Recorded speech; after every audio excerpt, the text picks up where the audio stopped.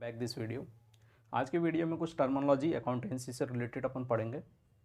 देखिए, अकाउंटेंसी में सारे ही चीज़ जो है टर्मिनोलॉजी का गेम है।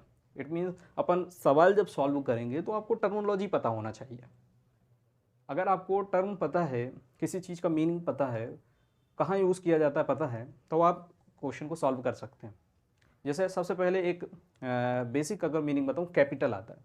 कैपिटल का मीन्स क्या है, कैपिटल किसे कहते हैं? अगर कैपिटल का मीन्स देखा जाए तो इसको पूंजी हिंदी में कहा जाता है, मतलब पैसा रुपया। लेकिन अकाउंटिंग की लैंग्वेज में पूंजी वह है जो हम बिजनेस में इन्वेस्ट कर रहे हैं, जो पैसा हम लगा रहे हैं इसलिए ताकि और पैसा गेन कर सकें, उसे हम कैपिटल कहते हैं। कैपिटल के बाद एक टर्म आती है आउटस्टैंडिंग। आउटस्टैंडिंग का वर्ड मीनिंग देखा जाए तो बाहर खड़ा हुआ जैसा लगता है, लेकिन नहीं, इसका मीनिंग क्या है? आउटस्टैंडिंग उधार को कहते हैं। ऐसा पैसा जो किसी को आपने उधार दिया है तो वो किस में आ जाएगा? आपके आउटस्टैंडिंग में आ जाएगा। इसके अलावा बहुत सी ऐसी जो टर्म हैं अकाउंटेंसी में पाई जाती हैं, उनको आप समझेंगे तो कर सकते हैं। जैसे कैरेज आउटवर्ड या कैरेज इनवर्ड आता है, यानी गाड़ी का भाड़ा चुकाना या गाड़ी का जो किराया है वो देना, तो वो कैरेज आउटवर्ड में आ जाएगा, कैरेज इनवर्ड में आ जाएगा। इन्वेस्टमेंट क्या होता है?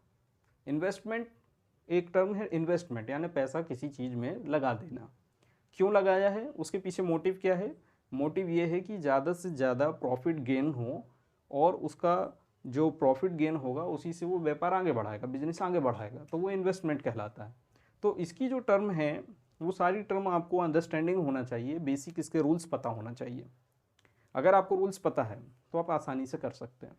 इसी तरीके से ट्रेडिंग अकाउंट है, उसका एक फॉर्मेट होता है, उसको आप पढ़ें। उस फॉर्मेट में जैसे जैसे क्वेश्चन दिए हैं उसके अकॉर्डिंग ही आपको सॉल्व करना रहेगा। बैलेंस शीट बनाना है तो बैलेंस शीट में भी 4 कॉलम होते हैं, जैसा आपको मालूम है। लायबिलिटीज़ का होगा, फिर किसका कॉलम होगा? आपका अमाउंट का कॉलम होगा, फिर एसेट्स का कॉलम होगा, फिर आपका अमाउंट का कॉलम होगा। तो ये 4 कॉलम बेसिकली इसमें होते हैं। लेकिन इसका एक फॉर्मेट है, उस फॉर्मेट को जो आप पढ़ेंगे किस में ऐड करना है, किस में लेस करना है, यदि आप पूरा फॉर्मेट पढ़ लेते हैं तो आपसे बैलेंस शीट भी बनने लगेगी। तो इस तरीके के क्वेश्चन को सॉल्व करने के लिए आपको पूरा वीडियो देखना पड़ेगा और आपको समझना पड़ेगा कि कैसे कैसे हमको क्वेश्चन सॉल्व करना है, प्रैक्टिस से आने लगेगा। मिलते हैं नेक्स्ट वीडियो में।